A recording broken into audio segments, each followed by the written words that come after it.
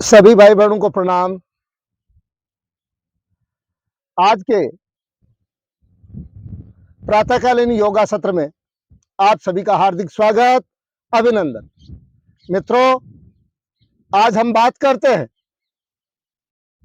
सूखी खांसी, शुष्क काश। सूखी खांसी होने के कई कारण। घर में हमने भोजन प्रसाद किया,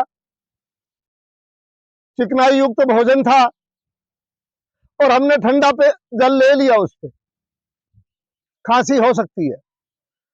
कोई भी ठंडा पेय ले लिया, खांसी हो सकती है। आइसक्रीम खाई, खांसी हो सकती है। जल हमने गिलास से नहीं पी करके और ऊपर से सीधा जल को डाला, इस स्थिति में तो खांसी हो सकती है। क्योंकि हमारी बॉडी का टेम्परेचर 37 डिग्री सेल्सियस और फ्रीज से आपने जो बोतल निकाली उसका 10, 12, 15 डिग्री सेल्सियस टेम्परेचर होगा।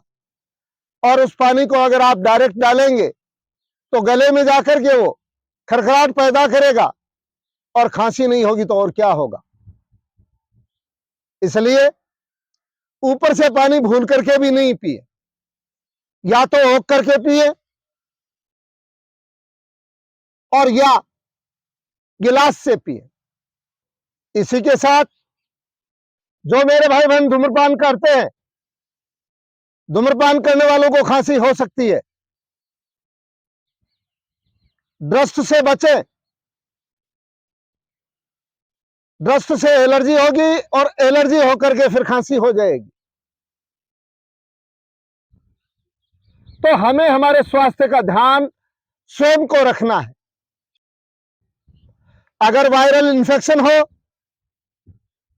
और उस वायरल इन्फेक्शन में भी खांसी हो सकती है। अगर कोई संक्रमित व्यक्ति आपके पास है तो उससे भी बचें, क्योंकि जिस व्यक्ति को खांसी आ रही है उससे आपको खांसी लग सकती है, आप संक्रमित हो सकते हैं। तो अपने आप को बचा करके रखें। हमारे नासिका से जो द्रव्य हम बाहर निकालते हैं वो द्रव्य अगर अंदर की साइड चला गया तब भी आपको खांसी हो सकती है। इसलिए उस अपशिष्ट पदार्थ को अंदर की तरफ लेने की बजाय उसको बाहर ही निकाला करें। अगर हमें बुखार हो गया, बुखार में खांसी हुई,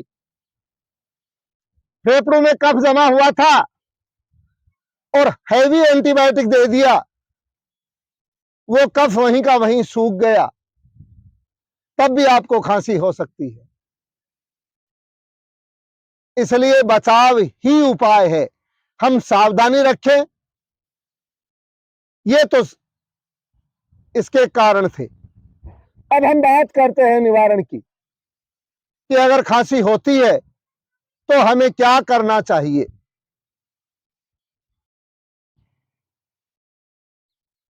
औसत दर्शन में आचार्य बालकृष्ण जी जो हैं वो हमें एक साधारण सा नुस्खा बता रहे हैं, वो मैं आपके साथ शेयर कर रहा हूं। प्रातःकाल स्वासारी और मुलेठी क्वाथ दोनों की मिक्स की 1 चम्मच हमने ली, 400 ग्राम पानी में बॉईल किया और 100 ग्राम जब बचा तो उसको हमने खाली पेट पी लिया। दीवे पे जिस प्रकार से चाय बनाते हैं उसी प्रकार से 1 चम्मच दीवे पे की, 300 ग्राम पानी और 100 ग्राम दूध उसमें डाल दिया और अंत में 100 ग्राम बचा, उसको छान करके ले लें।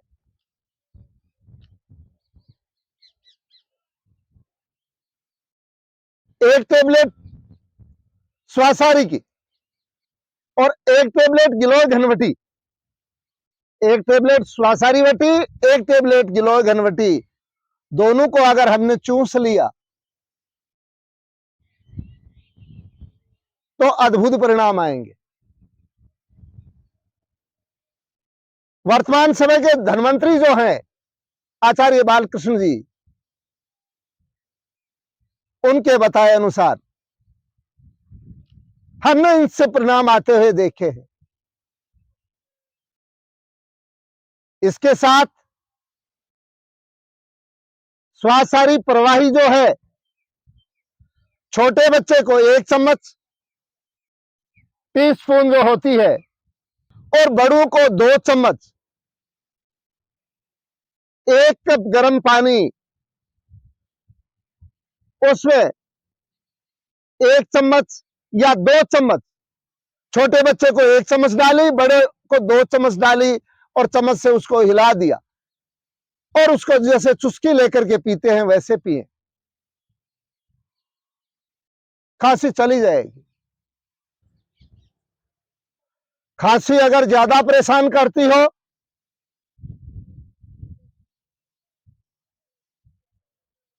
तो मुलेठी, छोटा सा टुकड़ा मुलेठी का ले लिया, 2, 3, 4 काली मिर्च ले ली, और थोड़ी मिश्री ले ली, और इसको हम चूसते गए, रिलीफ मिलेगी। 1 चम्मच हल्दी,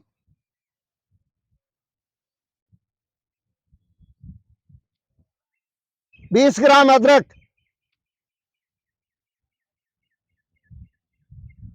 20 ग्राम प्याज,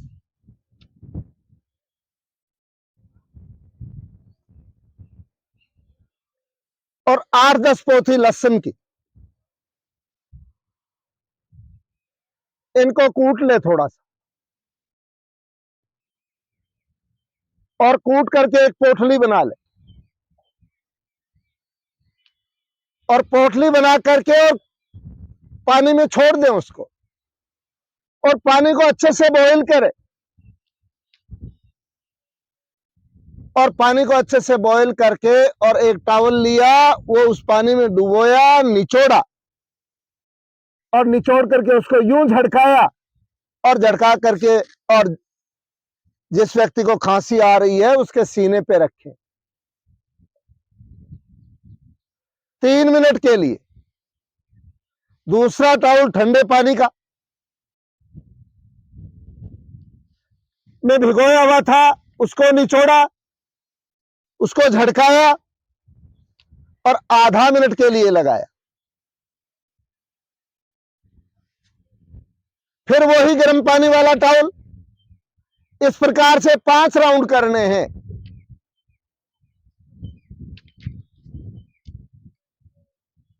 अगर खांसी ज्यादा है तो आपके नियरेस्ट जो भी नेचुरोपैथी का सेंटर हो, वहां आप वक्स बस्ती भी दिलवा सकते हैं। वक्स बस्ती आपके बस की बात नहीं है, ये नेचुरोपैथी सेंटर पे जाकर के ही आपको लेनी पड़ेगी। एनिमल है, आहार में हमें ठंडी वस्तुओं से बचना चाहिए। जिस मेरे भाई बहन को खांसी हो रखी है, वो अंडा, सोयाबीन, केला, पपीता, चावल, दही, तली भुनी चीजें, इनसे बचें।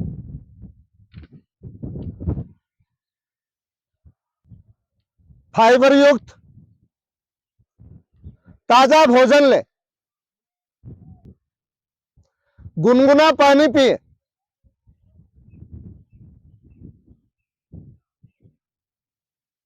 अब हम करते हैं योगाभ्यास। सर्वप्रथम आपको बैठकर किए जाने वाले आसन जो हैं वो हम आपको बताएंगे, फिर बताएंगे प्राणायाम।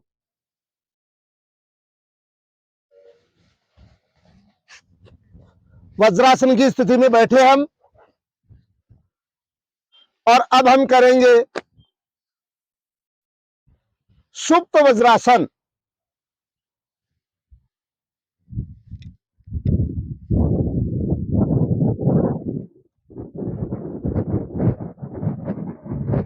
इस आसन की स्थिति में 1 मिनट, 2 मिनट, 5 मिनट, जितना आप रुक सके उतना रुकने का अभ्यास करें।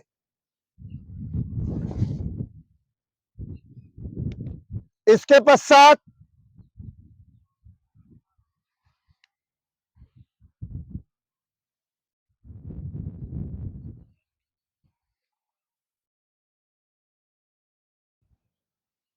आपको करना है नौकासन।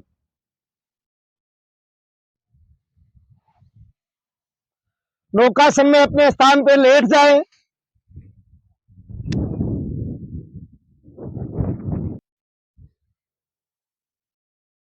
इस मुद्रा में 1 मिनट, 2 मिनट, 5 मिनट जितना रुक सके उतना रुके।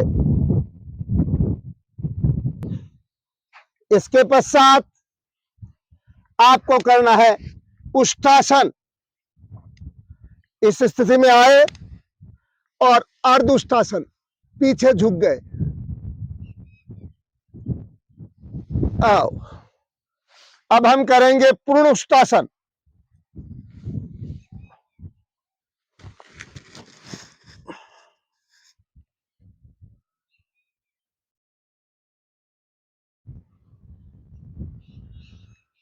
आओ वापस।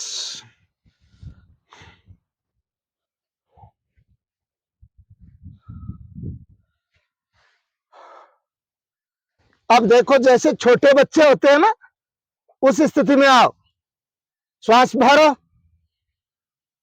कमर को नीचे दबाओ, छाती को ऊपर खींचे, गर्दन ऊपर।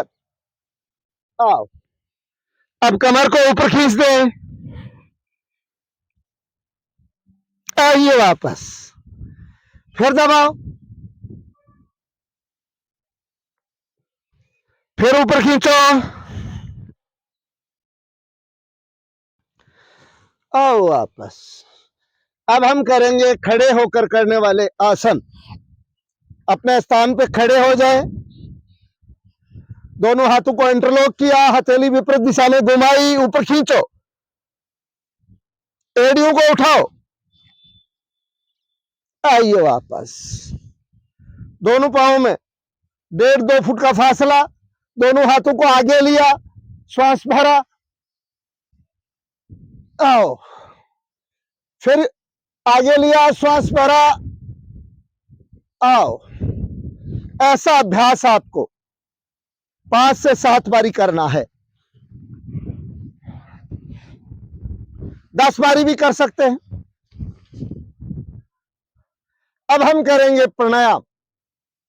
सर्वप्रथम हम करेंगे भस्त्रिका प्राणायाम। 2 से 2.5 सेकंड में श्वास को भरना, 2 से 2.5 सेकंड में श्वास को छोड़ना।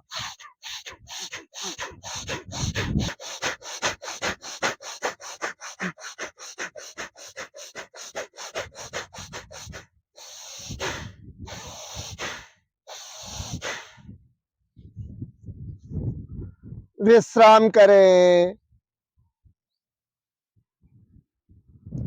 भस्त्रिका प्राणायाम का अभ्यास आपको 3 से 5 मिनट तक करना है। लगातार नहीं कर सकते तो 1-1 मिनट के राउंड कर। अब हम करेंगे कपालभाति।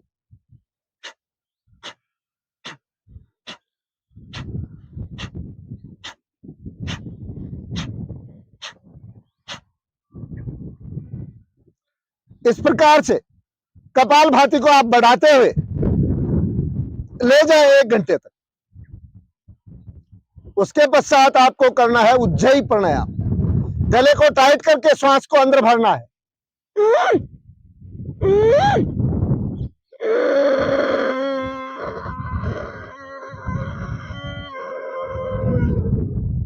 रोका श्वास को और गर्दन को हिलाते हुए नीचे झुका दी। आओ वापस। इस प्रकार से उज्जाई प्राणायाम आपको 5 से 11 बारी करना है। इस स्थिति में आपको खांसी आएगी, आने दे खांसी, उसकी तनिक भी चिंता नहीं करें। फिर आपको करना है अनुलोम विलोम।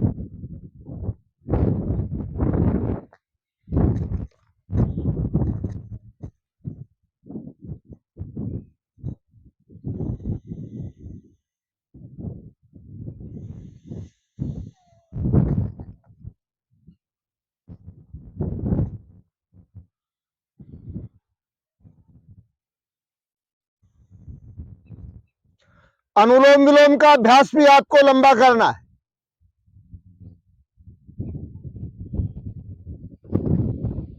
इतना अगर कर लिया